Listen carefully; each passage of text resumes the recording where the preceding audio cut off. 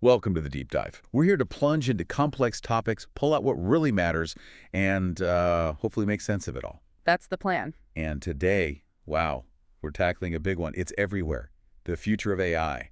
Hype versus reality. It really is everywhere, isn't it? Yeah. So our mission today is simple. Cut through all that noise you hear constantly. We want you to understand what's truly revolutionary now, what's still basically science fiction, and how to stay informed without getting swept away by misleading claims. And to do that, we've really dug into the source material. We're talking about insights directly from the people actually building this stuff, the leading AI researchers, the architects of these systems. So we're getting it straight from the horse's mouth, so to speak. Exactly. And you'll hear a real spectrum. Some are incredibly optimistic about where this is all going. Others are, well, surprisingly cautious about current limits and the huge challenges still ahead. It's genuinely amazing when you think about it, just like Right. the last 10 years. The speed of AI progress, it's been pretty breathtaking. Things like image recognition, language translation getting so good, and of course, AlphaGo beating the world Go champion. That felt huge.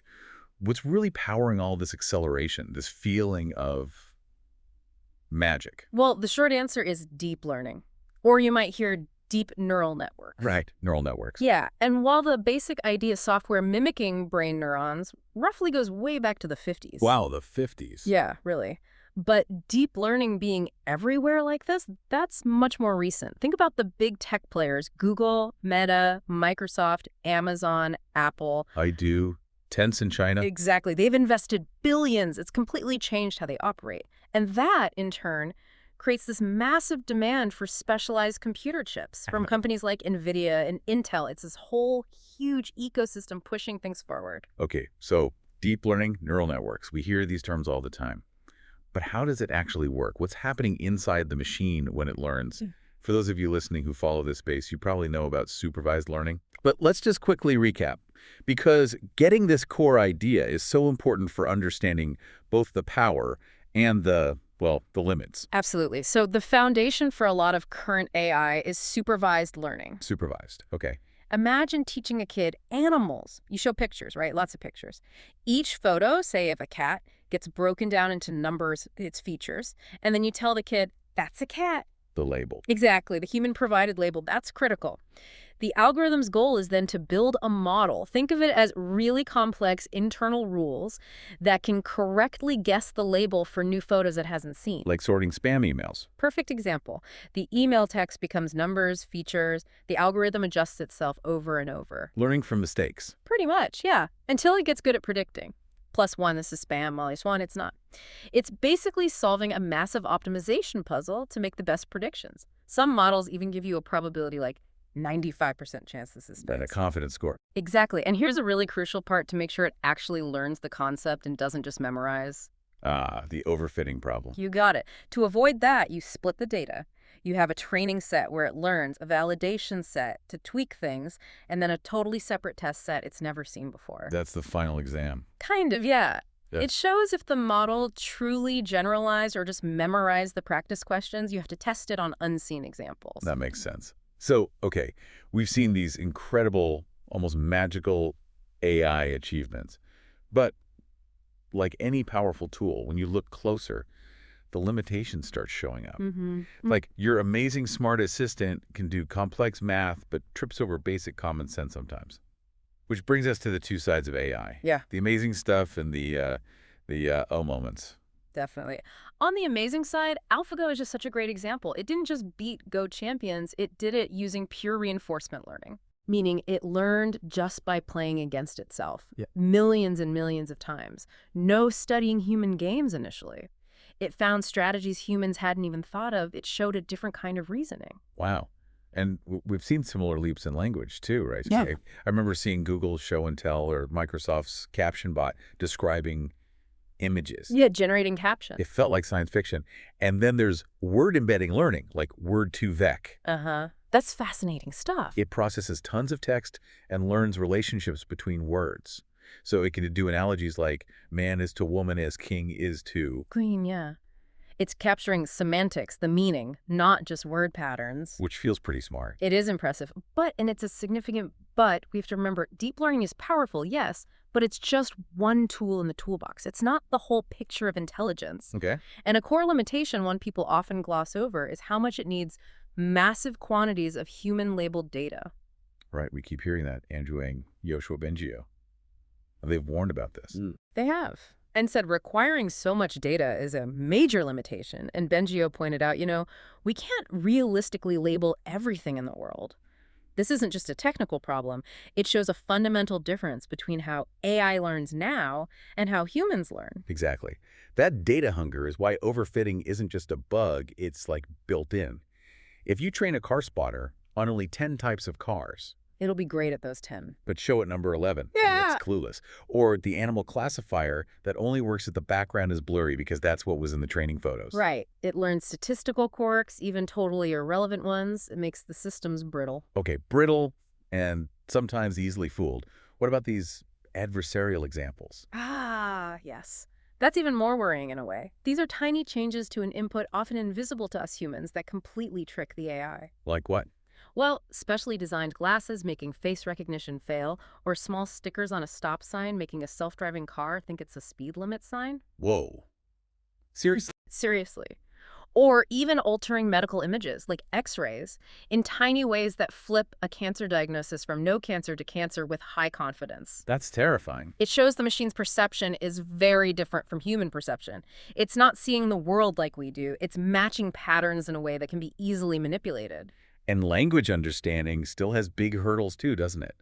Speech recognition messes up in ways that show it doesn't really get it. Oh, definitely. Mouse versus moose, or bareheaded versus bareheaded funny errors, but they show a lack of real-world context. And even IBM's Watson on Jeopardy! Impressive, sure, but a lot of that was pattern matching on a massive scale, right? Not deep understanding. Exactly. If you tell a person the printer is broken, you expect them to understand you want it fixed or at least noted. Right, there's intent. Current AI often lacks that deeper grasp of context and intention. It might just log the fact. So what's missing, fundamentally? Well, broadly speaking, current systems struggle with things like abstraction, generalizing knowledge to new situations, domain generalization, transfer learning, applying knowledge from one task to another, and just basic common sense reasoning. Common sense. Yeah. The hardest part. It often seems that way. There's this thing called Bongard problems, visual puzzles. Humans get them easily, seeing the abstract rule from just a few examples. Okay. Even powerful AI, like convolutional nets, fail miserably even with tens of thousands of examples. It suggests they lack our basic ability for abstraction and analogy. So if current AI has these deep limitations, Mm-hmm. what about the big goal?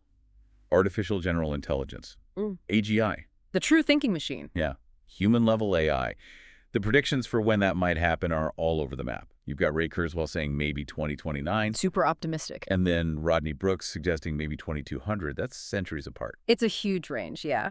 On the optimistic side, you have the idea of superintelligence. The theory is, once you get an AGI, it could improve itself really, really fast. Recursive improvement cycles. It redesigns itself, gets smarter, redesigns itself again, potentially blowing past human intelligence exponentially. That sounds intense. Yeah. And some people think we'll merge with it, like Brian Johnson predicting brain interfaces as common as phones in 15 years. Enabling intelligence multiplied 1 billion-fold by 2045. It's a pretty wild vision.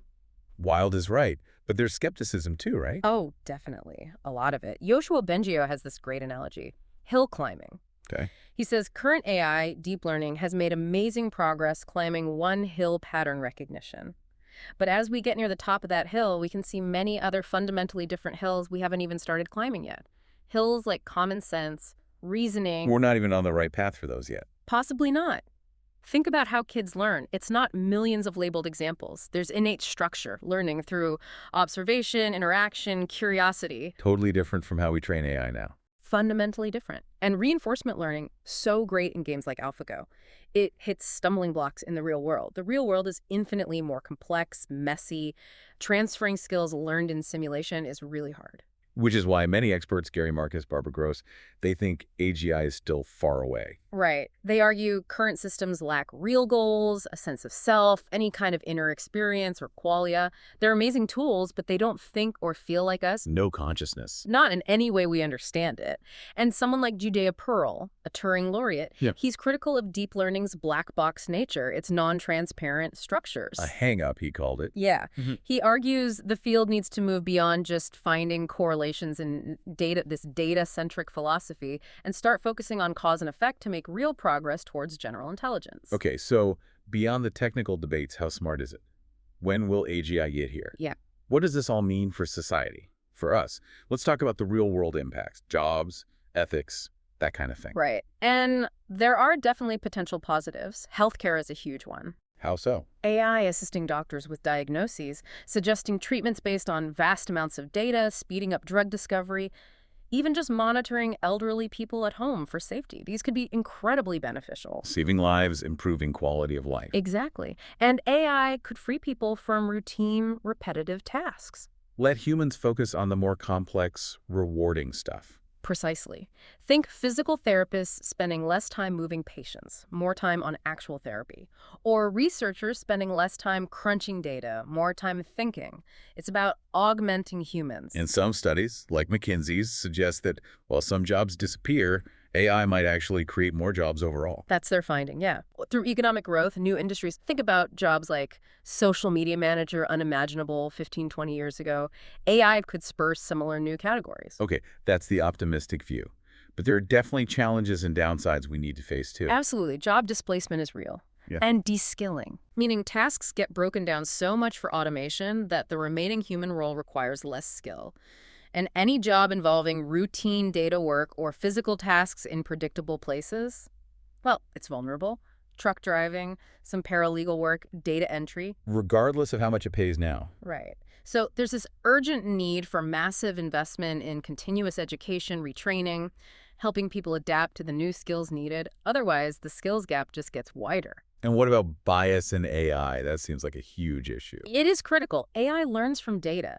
And if that data reflects human biases, Which it often does. then the AI learns and perpetuates those biases. In hiring, loans, even criminal justice, the implications can be devastating, even fatal. Can we fix it? Jan LeCun thinks machine bias is easier to fix than human bias. He does argue that because you can, in theory, inspect and modify the algorithm or data. But it's still a major, major challenge right now. And then there's privacy. All this data collection and the power being concentrated in just a few big companies or governments. Yeah, the potential for Orwellian surveillance states is a real concern people raise. When AI is combined with massive data access, it enables monitoring on an unprecedented scale. And military uses. Autonomous weapons? That sounds scary. It's highly contentious. Stuart Russell warns they could become weapons of mass destruction because they're scalable. One person could potentially launch thousands. Oh, wow. Jan LeCun sees them differently, not WMDs in the classic sense, but still incredibly problematic and needing strict regulation. But there's definitely debate and deep concern there. And looking further out, if we ever do get superintelligence, there's the control problem, right? Or the alignment problem. Making sure its goals align with ours.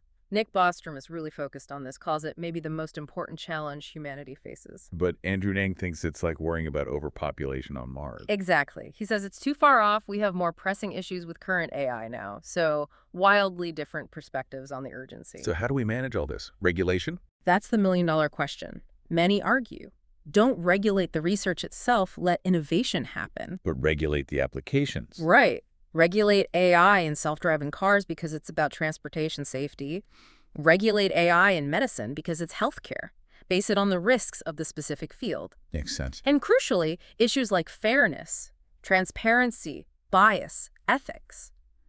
These aren't just technical problems for AI experts to solve. They're social and political. You need ethicists, policymakers, sociologists, the public involved. Barbara Gross's point about building AI to complement humans, not replace them, and teaching ethics to computer scientists. Exactly. Integrate it from the start. Think about how we design systems to work with people. So as we wrap this up, it's quite a picture, isn't it? Incredible achievements, huge potential, but also really significant limitations and some deep, complex societal questions. It really is both amazing progress and some very sobering realities to grapple with. Yeah. And it kind of leaves you with this almost philosophical question, maybe from Douglas Hofstadter. He talked about a sort of terror. Yeah, that maybe intelligence, creativity, even consciousness. Maybe it's all just disappointingly simple to mechanize with clever algorithms. Brute force, in a way. Hmm. Kind of a bleak thought. It is, but then the counter is, okay, even if we could build superintelligence, before we worry about aligning it with human values, we have to figure out what our values are in a way a machine could understand. How do you program goodness? Wow. Yeah, a much deeper problem maybe. It's definitely a lot to think about. We hope this deep dives help cut through some of that AI hype, give you a clearer view of the reality. The magic, yes, but also the very real limits and challenges. Maybe it sparks some new questions for you. Hopefully useful food for thought. Thanks for joining us on the Deep Dive.